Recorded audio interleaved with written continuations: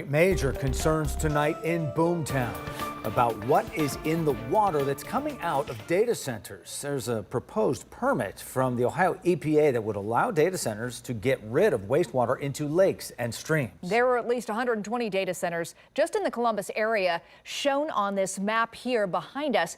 10 TV's Kevin Landers joins us live tonight near the Scioto River. Kevin, what are environmentalists telling you?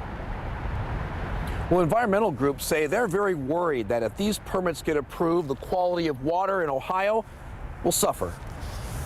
On average, a single data center uses 500 million gallons of water a day for cooling, according to industry reports.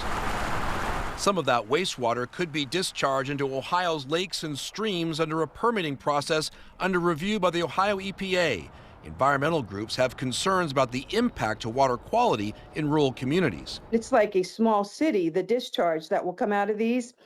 And that will, if they don't have a sewage treatment plant, that will go into the streams or the river or another body of water. Under the Ohio EPA's proposal, data centers that qualify for the water discharge would get a 5-year permit to release water used to cool down tech components.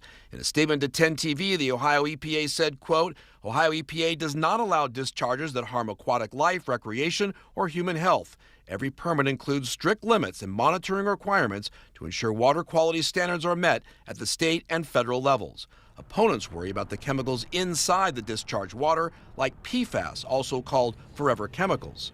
Most of our rural treatment systems do not have the ability to filter this out.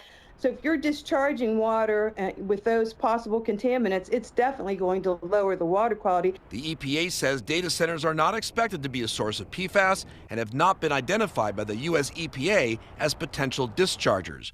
Under a draft permit, data centers couldn't discharge water that exhibits the reasonable potential to break Ohio's minimum water quality standards. Discharges can occur in a lake other than Lake Erie or into groundwater supplies, and discharged water that doesn't meet water supply standards could not be discharged within 500 yards upstream from a public water supply intake.